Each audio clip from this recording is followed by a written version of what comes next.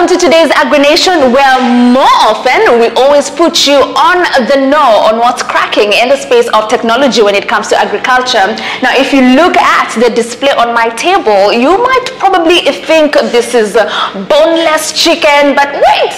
This is not boneless chicken. What we call this is the fish maw, and it's a very important body part found inside the Nile perch, absolutely high on demand in the international countries and very key when it comes to hospitals. Let us learn more about this organ from our expert of the day. So now, Brizan, we want to talk about the fish maw. Yes. Mimi nilikuwa nadhani inapatikana kwa Nile perch peke yake, but surprisingly you've told me it's in every other fish. Please talk to us about this body organ and why the one from the Nile perch is very useful. This is the fish maw, and fish maw is found in all types of fish. The only difference is the ones that are found in Nile perch are good for market. They have weight, they are heavy, as you can test it, which is different from the one you'll get from tilapia.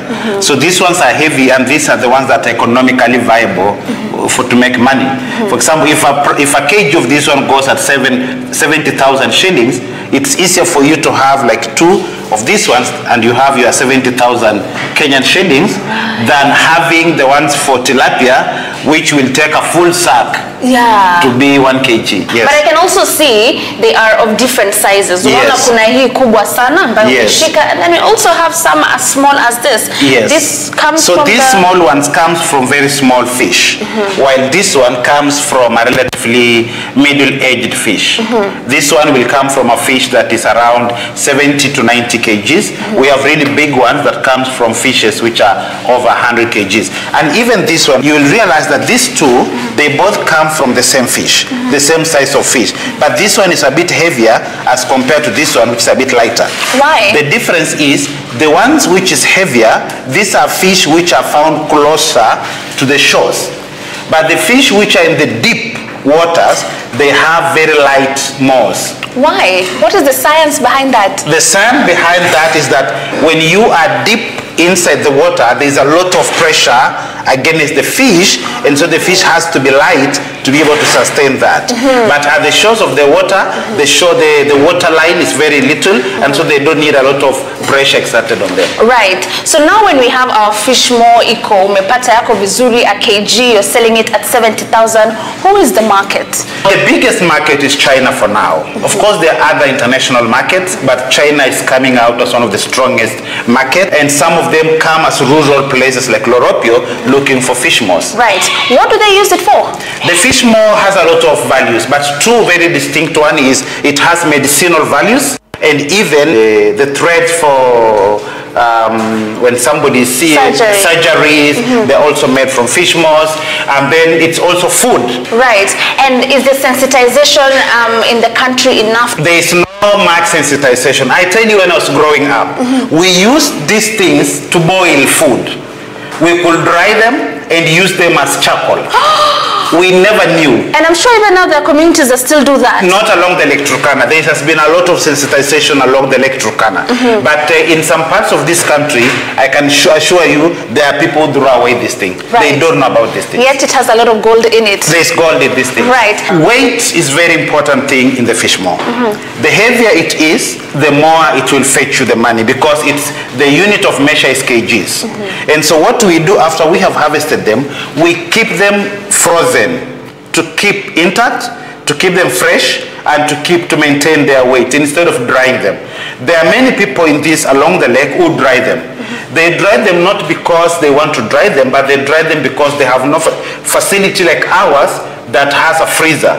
So for us it's an advantage. And even some fishermen bring their fish maws to keep them here for free, and then they can sell them when the customer comes. Right. But majority of fishermen along the lake, they dry them. So you can sell it dry, or you can sell it intact as this. But this is much better because once you dry it, it loses half the weight. Right. But you clean them before now you start drying? Clean them very well and keep them fresh. The fresher, the cleaner they are, the higher the price you fetch. Right. And do you think as a country it's high time we also exploited the value addition of this fish more as opposed to just selling it as a, you know, as the organ it is, so that we can also make more money as a country? Exactly. And this is one of the things that the government really need to focus on. Have they started? When we are speaking of blue economy, we need to look at the value addition in the blue economy. What is it that, apart from the direct fisherman fishing, what can other people, and I can tell you, this fish more can employ indirectly more people. If the country, we started processing these fish mores in the country, it will even reduce the cost of medicine of us, because it doesn't make sense that this thing has to leave Kenya, go to China to be processed, and then it comes to Kenya. It doesn't make sense. Now, if we have such fantastic ideas and such great knowledge on just how much we can transform lives using blue economy and the value addition aspect of it, mbona bado ifanyiki? What are we waiting for? Haifanyiki kwa sababu, I think I will also say that misplaced priorities and lack of community engagement. How can they bring in private sectors like ours to bring in our knowledge and our experience into the market? Right. And that's really going to make a great impact into this. Right. The greatest thing we can do to really empower and make meaningful investment in blue economy is working with the rural communities. Conferences in Mombasa, Nairobi, Dubai on blue economy do not translate, they always translate very little to the realities on the ground. If we brought investment in these conferences into rural communities, work together with them, involve private sectors who are also experienced in this field, we will make big, meaningful impact to our rural communities, and that will translate into the bigger picture across the value chains. Let us minimize the talking in the conference and get down to the investment on the ground.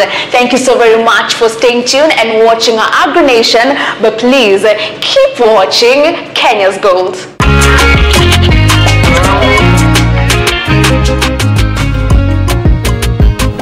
Kama umesikiliza vizuri, amesema kwamba makongamano ambayo